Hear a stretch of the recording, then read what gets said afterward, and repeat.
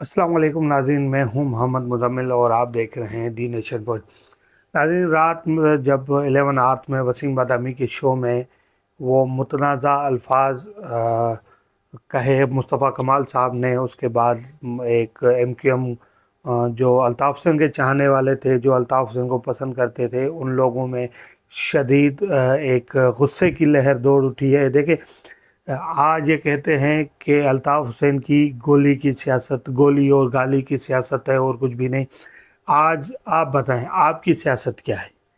आप तो बड़े फरिश्ता सिफत इंसान हैं। आप तो बड़े मोतबर शख्सियत थी जिन्हों के दावे थे मैंने कराची को बनाया।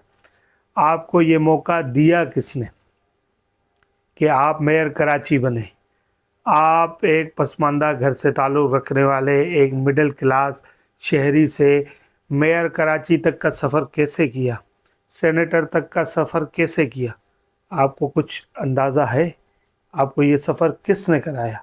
ये सफ़र उसी शख्स ने कराया जिस शख्स को आप आज ये कह रहे हैं कि ये अल्ताफ़ हुसैन की सियासत गाली और गोली की थी।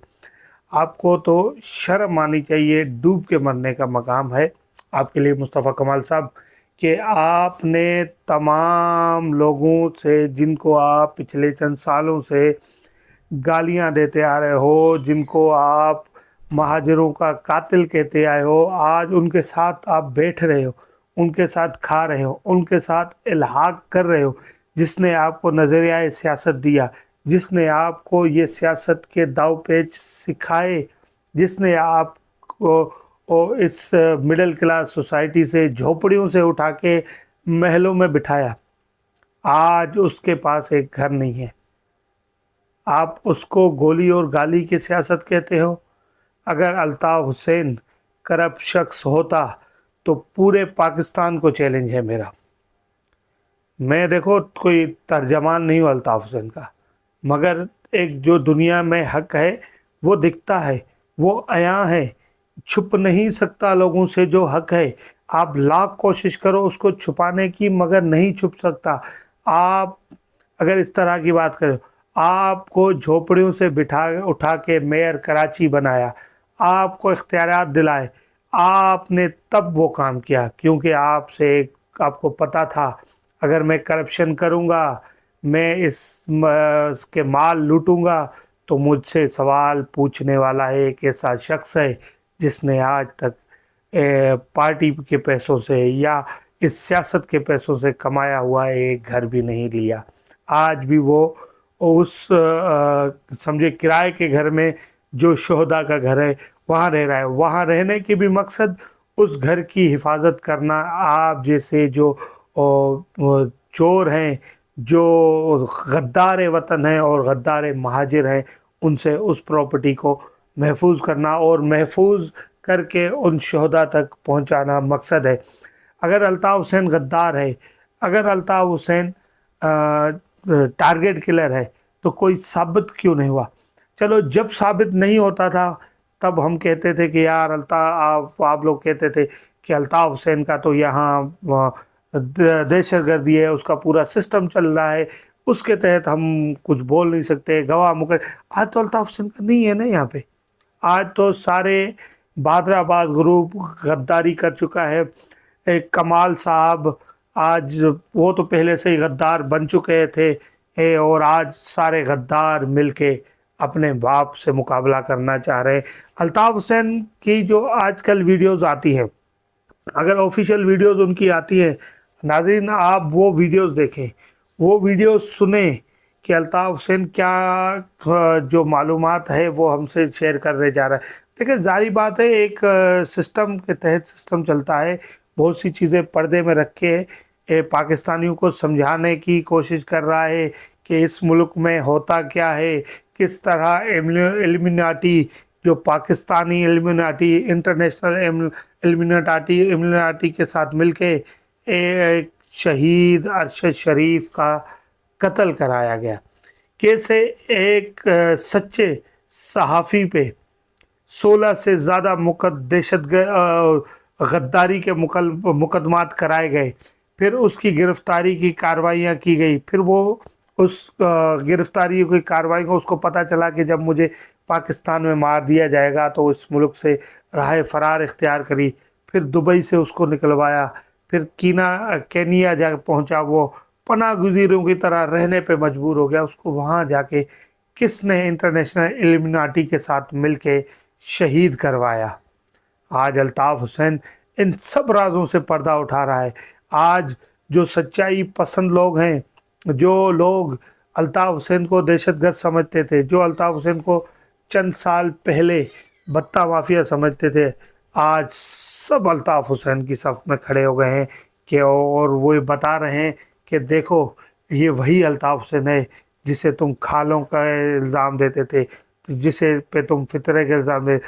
دراصل اس شخص کو یہ معلوم ہی نہیں تھا کہ یہ جو یہاں اس کراچی کو لوٹا جا رہا ہے، کراچی کے لوگوں کو لوٹا جا رہا ہے، یہ کہاں رہا ہے، آج جا کہاں رہا ہے۔ الطاف حسین کی طرح پہنچا بھی ہے نہیں، اگر پہنچا ہوتا تو جیسے یہ غدار محلات میں رہ رہے ہیں اپنے، تو وہ بھی الطاف حسین کے پاس بھی اپنے بڑے بڑے محلات ہوتے۔ اگر یہ سب اتنی باتیں اگر سچ ہوتی تو شاید نواز شریف سے بڑا گھر ہوتا الطاف حسین کا۔ الطاف حسین اس طرح رہنے پہ مجبور نہیں ہوتا کہ وہ ایک پارٹی کے یہ چودہ کے گھر میں رہتا، بڑے محل ہوتا۔ کوئی لندن میں محل تو نہیں ہے نا الطاف حسین کے پاس، رہ رہا ہے وہ بھی چودہ کا گھر ہے۔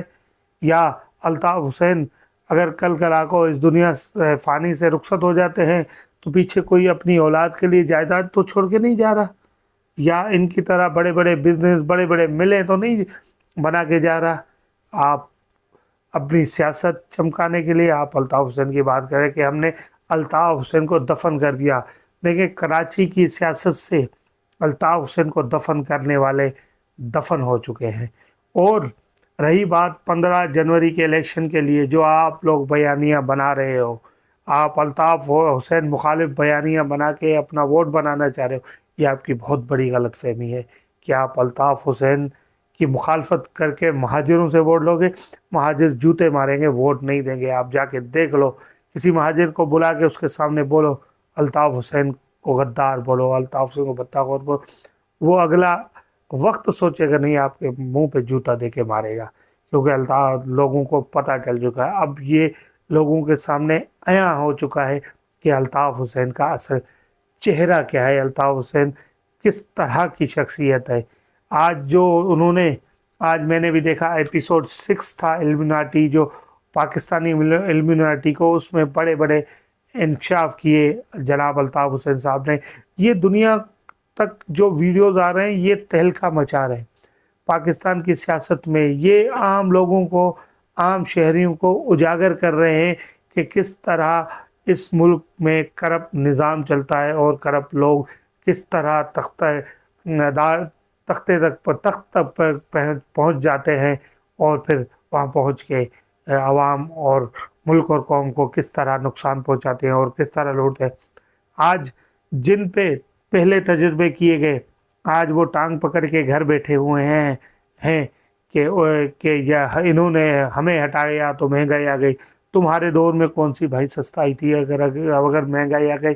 اچھا پھر انہوں نے دوبارہ تجربہ کیا کہ ان کو لا کے، تو ان کو بھی پتہ چل گیا کہ پہلا بھی تجربہ فیل تھا، دوسرا تجربہ بھی فیل ہے۔ اگر یہ تجربے کرنا بند کرو، جو کراچی کی سیاست، پاکستان کی سیاست کو ایمانداری، جو عوام دوست لیڈر ہیں جیسے کہ بانی ایم کے الطاف حسین صاحب ہیں، ان کو اس ملک میں لائیں، ان پہ جو جھوٹے مقدمات بنائے گئے ان کو ختم کریں، ان کو وہ ریلیف دیں، ان کو ریلیف کیا، انصاف دیں۔ ریلیف تو آپ این آر او دے رہے ہیں نا ان کو، اب نہیں ہے نا، انصاف پہ مبنی فیصلے کریں، اس کے بعد ان کو اپنے لوگوں میں سیاست کرنے کا، اس ملک کی خدمت کرنے کا موقع دیں۔ پھر دیکھیں اس ملک کی کیسے تقدیر بدلتی ہے، کیسے اس ملک کی تقدیر بدل کے رکھ دیتی۔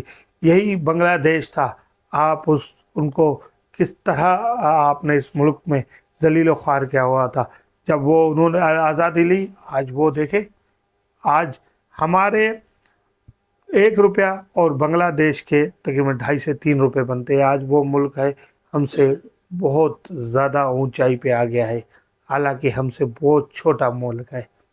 आज हर बार हक की बात करने के लिए अल्ताफ़ हुसैन को नहीं आना पड़ता, कभी ये बात आप भी कर लिया करें।